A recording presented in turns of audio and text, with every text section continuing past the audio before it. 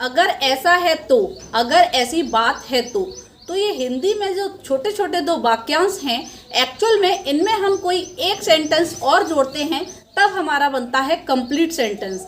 जैसे कि अगर ऐसा है तो तुम उससे बात मत करना, अगर ऐसा है तो तुम वहाँ मत जाना।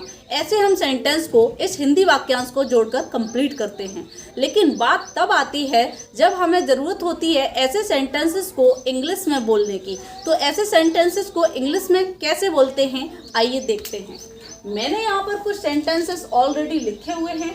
लाइक दैट, अगर ऐसा है तो हम कल मिलेंगे, अगर ऐसा है तो तुम उसके घर मत जाना, अगर ऐसा है तो वह पार्टी में अवश्य आएगा। तो आप देख सकते हैं फ्रेंड्स, अगर ऐसा है तो और अगर ऐसी बात है तो, दोनों के लिए एक सिंपल इंग्लिश फ्रेज हम यूज करते हैं। और वो इंग्लिश फ्रेज है, यानी कि एक कंपाउंड वर्ड है, if so.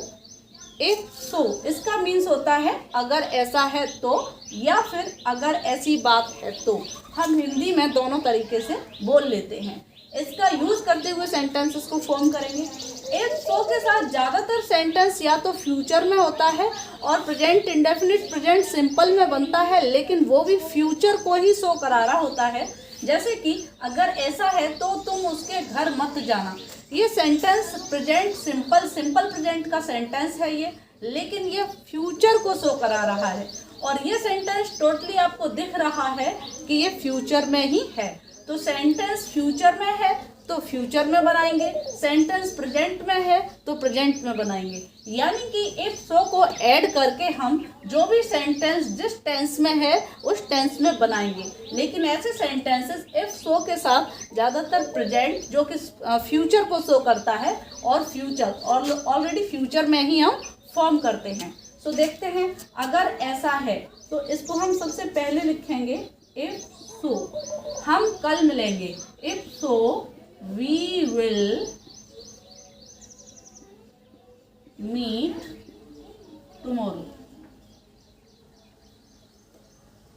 If so we will meet tomorrow. इस तरीके से हम सेंटेंस को फॉर्म करेंगे। यहाँ से ये पूरा सेंटेंस आपका फ्यूचर इंडेफिनिट के रूल और रेगुलेशन पर डिपेंड है। We will meet tomorrow. अगर ऐसा है तो तुम उसके घर मत जाना। सेंटेंस क्या होगा, इफ सो यू। अब इसको हम प्रेजेंट सिंपल यानी कि प्रेजेंट इंडेफिनिट के रूल से बनाएंगे। यू डोंट यानी कि do not, you don't go to his house या होम, जो भी आप लिखना चाहें। If so you don't go to his home. अगर ऐसा है तो वह पार्टी में अवश्य आएगा। तो इस सेंटेंस को, जैसे कि अगर ऐसा है, कोई इंसिडेंट पहले हो चुका है और उस पर हम बात कर रहे हैं, तब दो लोग आपस में बात करते हैं, अच्छा अगर ऐसी बात है तो वो पार्टी में ज़रूर आएगा। तो सेंटेंस क्या होगा, if so he will come at party. अब अवश्य या जरूर के लिए या तो आप फॉर श्योर का यूज कर दीजिए या डेफिनेटली का यूज कर दीजिए। For sure, if so he will come at party for sure. या फिर आप कह सकते हैं if so he will come at party definitely. तो सेंटेंस इस तरीके से बनेगा। नेक्स्ट है, अगर ऐसी बात है तो। अगर ऐसी बात है तो सभी बच्चों को गिफ्ट दिए जाएंगे। अगर ऐसी बात है, इफ सो गिफ्ट दिए जाएंगे। ये सेंटेंस फ्रेंड्स एक्चुअल में पैसिव में है, फ्यूचर का पैसिव है। तो सेंटेंस होगा gifts will be given. Gifts will be given all children, या फिर आप कह सकते हैं ऑल किड्स। तो फ्रेंड्स नेक्स्ट सेंटेंस है, अगर ऐसा है तो तुम उससे बात मत करना।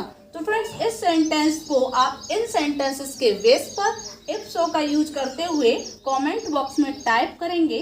Then I will check your sentence is wrong और राइट। तो friends I hope if so का यूज आपको अच्छे से समझ में आया होगा। तो आप इफ सो का यूज करते हुए ऐसे डेली लाइफ के जो भी सेंटेंसेस होते हैं, आप अपनी डे टू डे कॉन्वर्सेशन को इम्प्रूव कर सकते हैं, इंग्लिश को इम्प्रूव कर सकते हैं। So friends, I hope that my video was helpful for you. If it is, then please like, share and subscribe. Now we will meet again in the next video. Till then, take care, keep learning, keep practicing. Bye bye.